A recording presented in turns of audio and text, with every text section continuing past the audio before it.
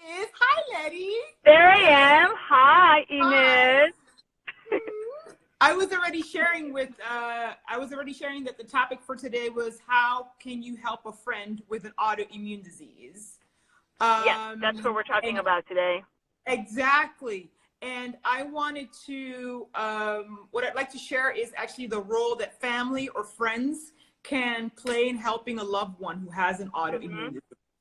Yeah. Perhaps let me give you a short intro on who I am. My name is Yeah. Ines Kembel. I am a single mom. I am a musician transitioning into music composition, and I'm also the founder of Purpose and Poppin. Purpose and Poppin is a lifestyle brand for resilient women with autoimmune disease who focus on what they can do. All right, Letty, I like maybe, that. thank you. So do you want to share a little bit about you, Letty? Yes. I'm also single mama. Ines and I know each other for a long time, over 12, 13 years, I think, something around there. And I am also fellow Dutchie living in Los Angeles right now. I am a real estate broker, have my own boutique real estate firm. I have two boys. I know. Yes, I'm two working it. boys. Two boys and two dogs, and it's a Aw. full, I always say it's not busy, but it's a full life. Lots of amazing experiences. Yeah. So, yeah.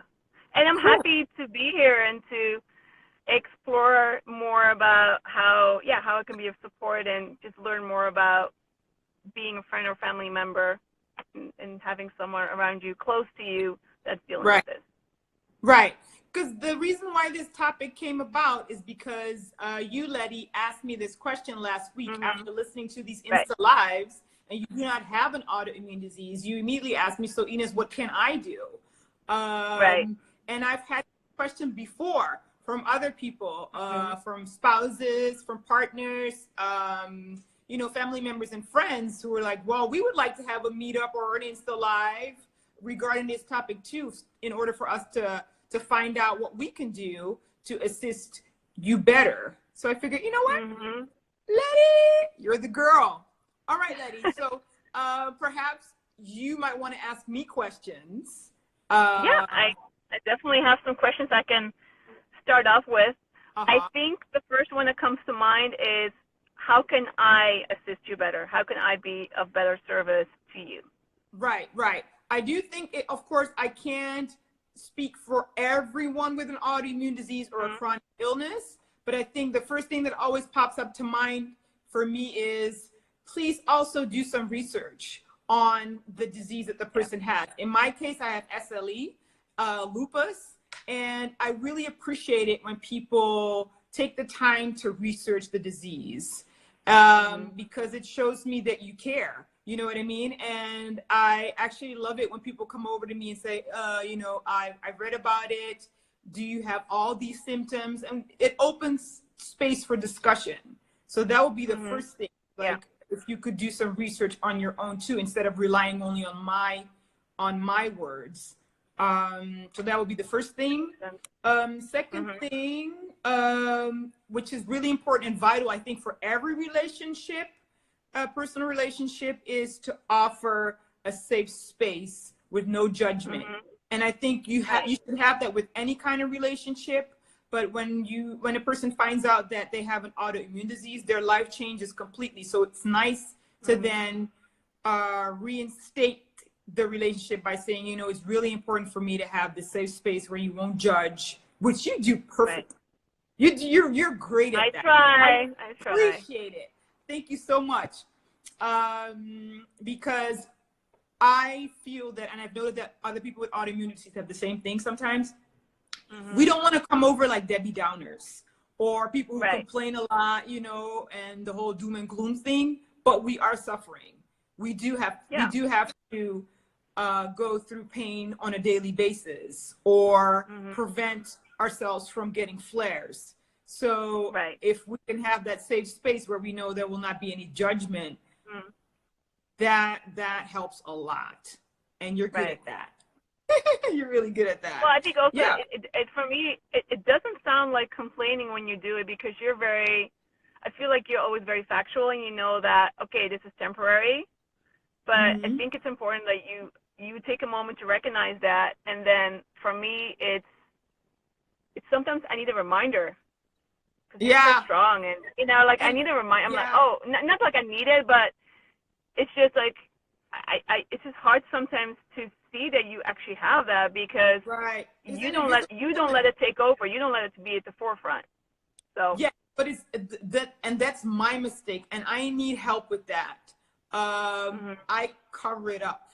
Yes, I do, because most of the times, what you probably don't realize, I am tired. I'm dealing with chronic fatigue. I also have a blood disorder, so that makes it even extra. So I'm always tired.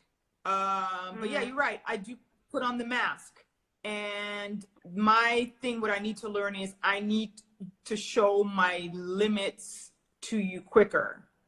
Because you realize when I've reached my limit, you don't hear from me for like 2 days. You know what I mean? And I should learn, and I don't know how you can help me with that. Maybe we can figure something out, but I need to learn to show you my limits. I think we're already growing in that, where you're like, hey, I'm just not gonna talk on the phone right now, or I'm gonna send you voice messages. I'm not gonna be typing. And it's just kind of like, oh yeah, okay, I get it. Like, that just takes effort at that time, and I just gotta be, I think, just mindful of it. That there's certain things, it's like, especially like, you know, we have a time difference, but there's certain things that might build up for you towards the end of the day, that you're just like, hey, I just gotta start slowing it down. And I might be like, go, go, go, and that's just not the right time for us to go, go, go, because you're, you know, you have to take that moment. So I think you're improving in sharing that with me, which is helpful for me. And it's almost like a journey within, what I'm actually learning, and which you are allowing me to do, is opening up even more. Because in order for any relationship to work, you got to be authentic and open. But I'm learning, I know I can trust you, but I'm still like a little bit scared sometimes to go all the way in. And you know that about me. So, but and I appreciate you once again for keeping that space open and with no judgment. So you are doing a good job. Any other questions? Thank you. I think, yes, I do have more questions. Okay. I think, okay. So I think we kind of touched on this a little bit already. Like, how do I know when you reached your max? Because I think that's where we kind of left off with, you might tell me like, oh, you know, I'm not, you know, I'm just going to send you a voice message instead of text message. But how do you feel comfortable saying, okay, I'm done, I'm good for the day? I need to learn to do that more often. The thing with an autoimmune disease, with SLE, for me personally, is some days are really good, and then some days are really bad, and it fluctuates. There's no specific, there's no frequency. It's all over the place. So I need to, during the days when it doesn't go that well, I definitely need to learn to tell you that. So that's really something that I need to work on. And I'm trying to think how you could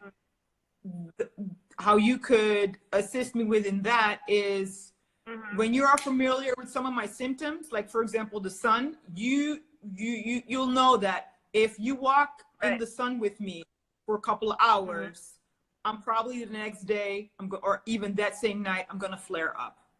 Because that's not a good thing for me. And even though I might not want to tell you because we're having such a good stroll, I would appreciate it if you said, Ines, you're good. You know, I know you're strong and I know you want to do this, but it's been enough. We've been in the sun for 45 minutes now. We need to go in the shadow. It's enough. You know what I mean? I can help do some help with that because I want to push through. Like, I want to be the same girl who does all the fun stuff. But sometimes I might need someone to be like, okay, girl, it's enough. And not in a way that I'm like a little child, which I know you would never do. But in, you know, you're my friend, you're my sister, you know how to do it. Yeah, but I think there's like a caring foundation regardless if you're, you know, friends or family. So you don't want the other person to be hurting either. And then, like, especially if you're spending time together, you don't want that to affect them on the long run either. So Right. I definitely think that awareness on my side and just realizing that when we're hanging out or Right. when we're doing things or when we go on vacation because we're planning some fun trips, you know, that we just like, and also that I know that sometimes you need your space, like, and that we have a different personality. Yeah. So I'm definitely a little more high energy. Yeah. So I get it. Yeah. I recharge with how do you say that? I recharge by stepping back, and I want to be alone. Yeah, alone time, I become reflection. An introvert. I need my alone time. And I recharge around people. Like people give me energy. So that's yeah. Yep. Yeah. So and it's different. And so just being aware of that. Yeah. Sorry, now we're talking. Another thing that I wanted to mention. Another thing I wanted to mention is, say for example, we're going out. We're going to the club, or we're going. I don't know. We're going out. I have to admit, I'm gonna be blunt and honest. This is one of my secrets. We now need to be aware that I need a seat somewhere because I can't go all the way, and there needs to be. We don't need to get your seat. We need to get you a comfortable queen's chair, or like a nice I want lounge to dance. couch. I want to dance. I just need breaks. I need more breaks. Yeah. Like I can't. We need breaks in between. Right. I need breaks. Or even like a stool, you know, a bar stool. You know, I'll take that. But I need my breaks. Oh, I feel so okay. But you know what? She's very specific.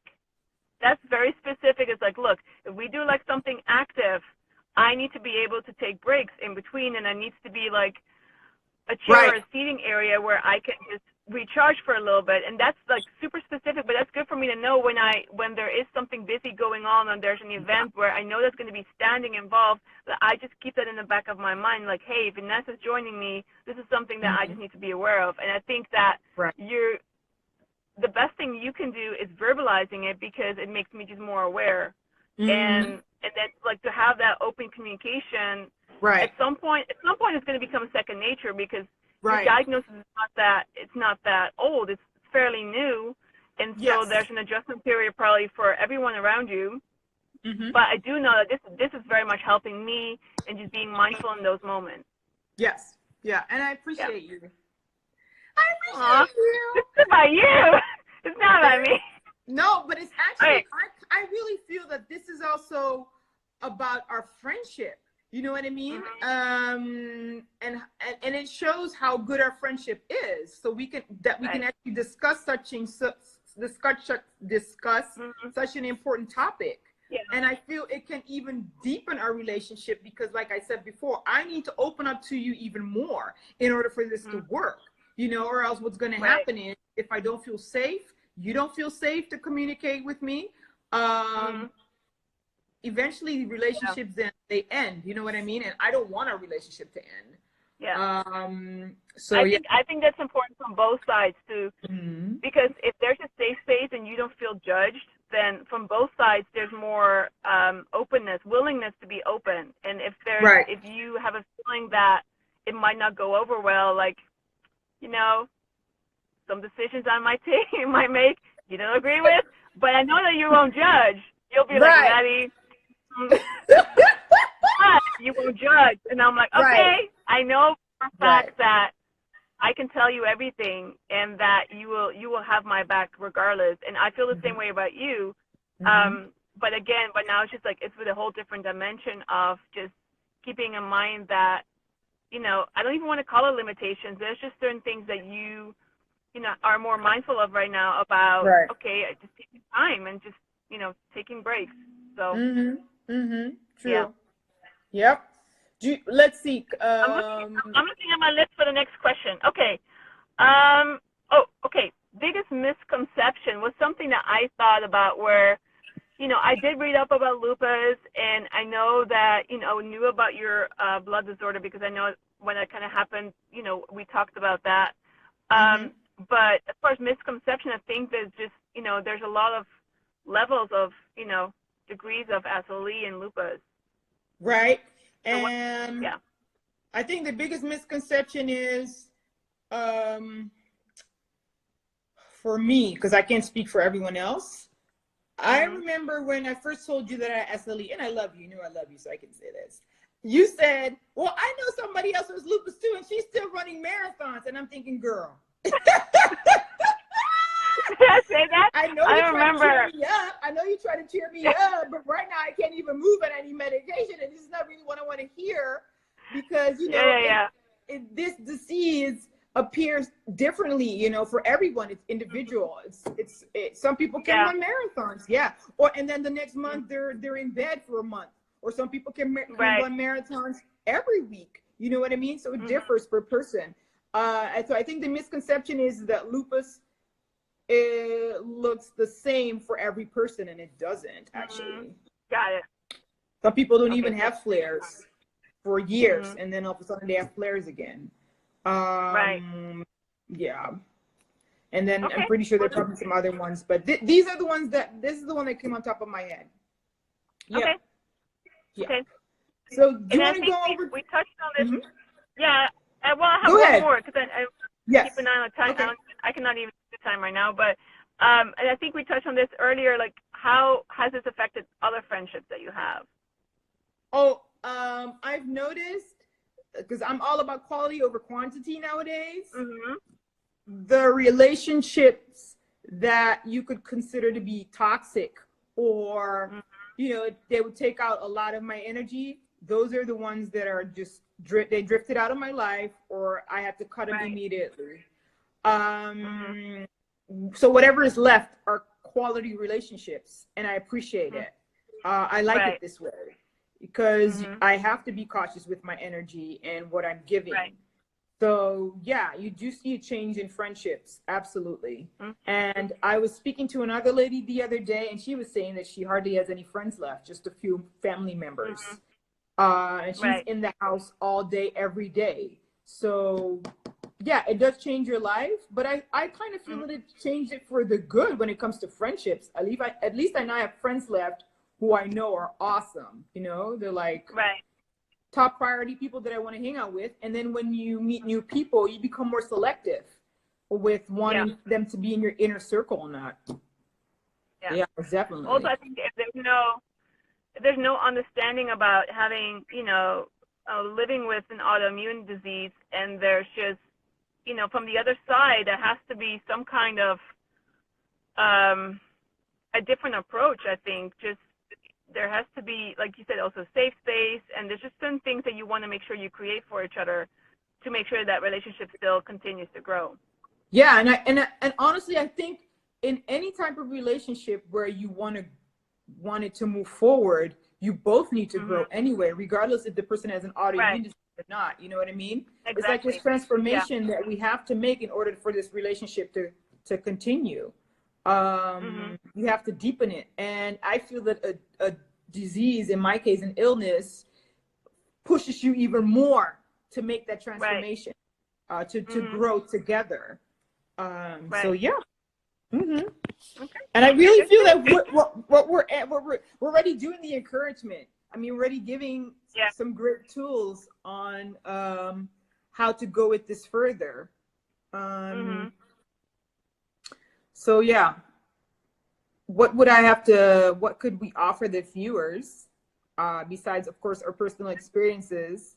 I definitely think a support system is necessary. And I also feel that you need to be more selective with who you surround yourself with, regardless if you have the disease or not. You got to be more selective. Quality over quantity.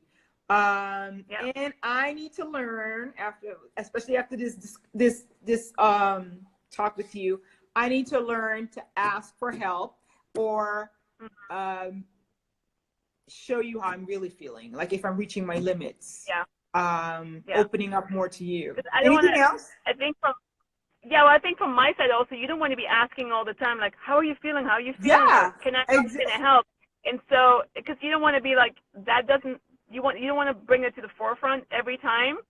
So, but just to have like an unspoken rule that, hey, I'm here, I got your back. But if you need help, you got to kind of let me know, because it's just not, it's not a good vibe either if the other person just constantly has to check in, because then you're like, whatever. I agree. Yeah. Leave me alone. You know? Yes. Yeah. That's why I need to learn to open up and tell you how I'm really feeling if I'm reaching my limit. Right. Absolutely. I agree with you. And of course, I secretly also hope that you'll have your moments where you'll be like, okay, we've been walking in the sun for 30 minutes. We out. Yeah. You know what I mean? Or I arranged this really cute place where we're going to go clubbing or dancing, but I hook you up. There's a stool right there. Every 15 minutes, you go sit on it. I'm not going to tell you when you have to sit, but the stool is there. You know what I mean? you know, I got you. No, I have like some very specific thoughts right now about how I can implement it, because, you know, I don't know what everyone knows, but like, you know, I'm in LA and Ines is in Europe. So we don't, it's not like we see each other every weekend. We wish we could, but we don't. So when we see each other, you know, we're definitely going to do some active stuff. So this time around, it's just me being mindful of, you know, making sure that I can be in support when you need your breaks. And not, and just be facilitating for you, you know, if needed. Yeah. Yeah. So, and you're really doing a great job with that, though. And I really appreciate you doing that. Yeah. And, you know, like, I think you're already an amazing woman. And, like, I just love that we're both on this huge growth journey and, like, you know, standing in our power, making good decisions. And, it's both growing a lot as people. And I think that, you know, this disease is just, it's a part of you, but it's not, I know you're not going to let it take over. And I just see you, you know, making amazing, you know, an impact on the world. So. Thank you, Letty. So are you. Where can people check you out? Me? Yes. Okay, you can check me. Well, my personal page is just like Letty. But my company page is Aspire Los Angeles, and that's my real estate brokerage. So whoever wants to like buy a property in LA or rent a property in LA, I'm your gal. Or in the state of California, right? It is in California, Southern California, City of Los Angeles, City of Angels. That's where I'm at. Yeah. Thank you so much, Letty. You're awesome. I appreciate you. Thank you. You're welcome. I love you, girl. And I think this is it. Okay. All right, love. Glad to be here. Thank you for the invite. Thank you all for who joined today. Okay. Take care. Bye-bye. Thank you. Bye.